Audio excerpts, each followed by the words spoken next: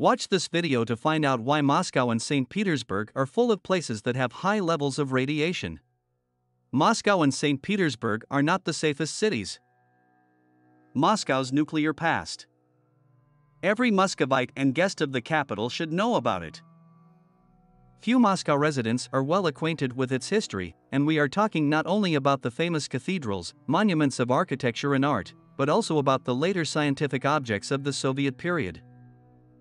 This is not surprising, since most projects at the time were classified, and only the top brass of the military leadership and a few scientists knew about them. Meanwhile, the legacy of that time, not always safe, becomes the object of scandals and accidents nowadays. For example, have you heard that in Moscow, where over 15 million people now live, there is a huge amount of radioactive waste? This is a legacy of the early years of the Soviet nuclear arms race. Of course, such information is not actively advertised even now, because it can cause panic among people, so unfortunately, you need to take care of your health and safety yourself. The search for radioactive waste in the former Soviet Union is more active not only near plutonium reactors in western Siberia and the Urals, at the test site in Kazakhstan where the first Soviet atomic bomb was detonated, 1949, but also in residential areas of Moscow. Next to schools, kindergartens, train stations and factories, roads and bridges. This is the price our generation has to pay for the success of the USSR in mastering the secrets of the atom. Any country that has a nuclear program faces the very difficult task of disposing of waste and byproducts of this activity, but in the Soviet Union, nuclear development began in the heart of the capital, in a densely populated city. However, in Stalin's times, few thought about the safety of future generations, and there was no scientific data on the effects of radiation on humans. Ways of radiation penetration into residential buildings and apartments. Russia even created a special state structure engaged in the search and elimination of such unknown sources of radiation, radon. In a year, more than 50 cases of detecting burial of radioactive substances are detected, which, it would seem, is not much for a city of many millions. But, as they say, the death of one person is a tragedy, the death of millions is a statistic. Who will bring back to life the people who lived next to the source of radiation for dozens of years and died of malignant tumors? Will comfort mothers who gave birth to children with mutations? And who knows, maybe there is such a radioactive burial ground near your home, only it hasn't been found yet. The fact that radiation is harmful to human health is no secret. We all know that in large doses it can destroy human tissue in a matter of days, which ultimately leads to death. At a low dose of radioactive irradiation, a person's immunity decreases, cancers or changes at the genetic level that will appear in his descendants in the form of various kinds of pathologies may appear. But after the accident at the Chernobyl nuclear power plant, our society has a slightly wrong idea about radioactive zones. It seems to us that the greatest radiation hazard is posed by industrial cities with a large number of enterprises working on nuclear fuel or atomic energy. However, such cities pose a serious threat only in case of an accident. Permanent radiation emissions are observed in quite different cities, such as Saint Petersburg, for example. Scientists have long ago proved that the largest share of radiation, 83%, is received by people from natural sources, emission of radon gas into the atmosphere, strontium, etc. Almost 17% of radiation exposure a person acquires during medical examinations, X-rays. And less than 0.1% of the total number of radioactive radiations come from nuclear power plants and other facilities of this type, which seem to us to be the most dangerous. Natural sources of radiation in St. Petersburg. Natural sources of radiation are such an insoluble problem of St. Petersburg ecology. They account for more than 2/3 of the total amount of radiation exposure to which the population of St. Petersburg is exposed. The fact is that Peter the Great founded the city in the area of extensive geological faults, which appeared at the junction of the Baltic Shield and the Russian platform. It is from these faults in excess of all permissible standards, go to the surface of radon and products of its decay. Radon is a heavy gas, tasteless, colorless and odorless. It is formed by the decay of uranium and thorium. Evaporating from the ground or released from building materials, concrete, granite, shale, red clay bricks, etc., radon accumulates in mines, basements, first floors of houses. If such a room is not ventilated, the concentration of radon in it can be 8 times higher than background levels. Radon can enter the body in 2 ways, through the respiratory tract together with the air or through the digestive system together with water from underground sources, wells, springs, wells.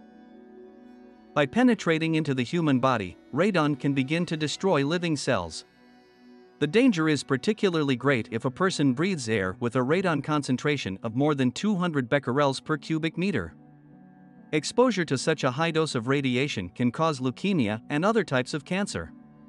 Only a radiometer can determine the concentration of radon in a room. Radon is released from the ground everywhere. It is present practically in every concrete building in St. Petersburg, in absolutely every basement, as well as in unventilated apartments of the first floors. Radon is also released from the granites, which overflow the beautiful city. But fortunately, residents of St. Petersburg are protected from radioactive radiation by the climate.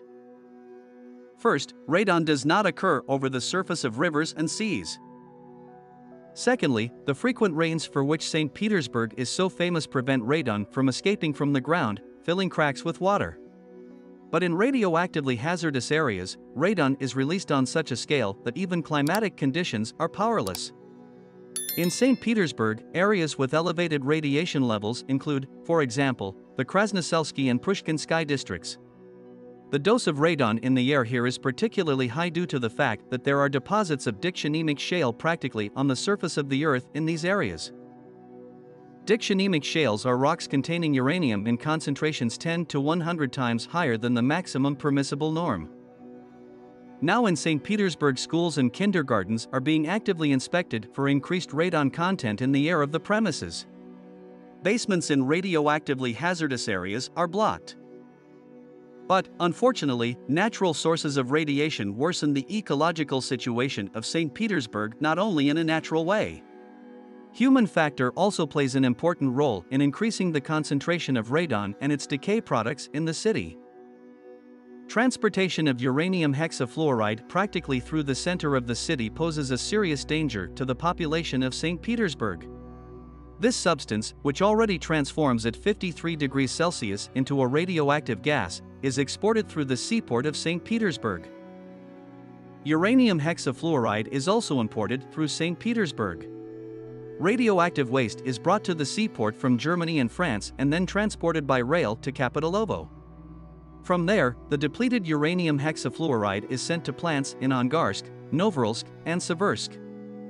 It should be noted that the seaport of St. Petersburg itself, through which the transit of radioactively hazardous substances takes place, is not adapted to safely carry out this kind of operation.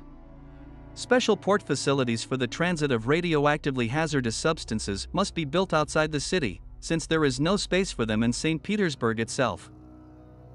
Man-made sources of radiation in St. Petersburg. In addition to natural sources of radioactive contamination, a lot of man-made sources operate in St. Petersburg. So to speak, nature gave it to you, and man didn't spare you. The main man-made objects posing a radiation threat to the population of St. Petersburg are transport nuclear power plants of the Baltic plant, Leningrad nuclear power plant, research reactors of the Krulov Central Research Institute. The number of technogenic radioactive contamination zones, unfortunate as it may be, is constantly increasing. Researchers more and more often find places of burial of radioactive waste. Such a treasure house was found, in particular, on Shkipersky Pruk Street on Vasilevsky Island. At the time of the Soviet Union, there was an institute that tested radiation as a weapon. Cruel and inhuman experiments were conducted on rabbits and dogs. Animal corpses were buried near the institute. The liquid radioactive solutions, which were the weapons being tested, were sent through a special sewer directly into the Gulf of Finland, and at times into pits right on the Shkipersky duct. Of course, they were concreted later, but this does not save from the release of radiation. And meanwhile, people are having arrests there every day, not even suspecting what they are exposed to. As to the Leningrad nuclear power plant operating in Sosnovy Bor, 80 kilometers from St. Petersburg, it certainly contributes to additional radiation contamination of the city. The accident on its first block in 1975 is worth of nothing. Radioactive emissions lasted for 2 weeks. The radiation background increased even in neighboring Sweden and Finland. And in 1976, the first results of this ominous accident appeared. Children with various pathologies were born. Now the Leningrad nuclear power plant operates on obsolete Chernobyl-type generators, which, according to the European Union, should have been scrapped long ago. So a repeat accident at LNPP is not ruled out. In this case, almost all of St. Petersburg will be exposed to radioactive contamination. But even now, when there is still no accident, the Leningrad nuclear power plant aggravates the already tense radiation situation in St. Petersburg. This is due to constant leaks of spent fuel stored at the LNPP itself. According to ecologists, the old Leningrad nuclear power plant working with obsolete RBMK generators should be dismantled as soon as possible. But nobody is going to do it. In addition, the construction of a 6-block LNPP2 has begun, which will add an additional dose of radiation to the atmosphere of St. Petersburg. In addition to problems of today with increasing background radiation in the city, there are long-standing ones.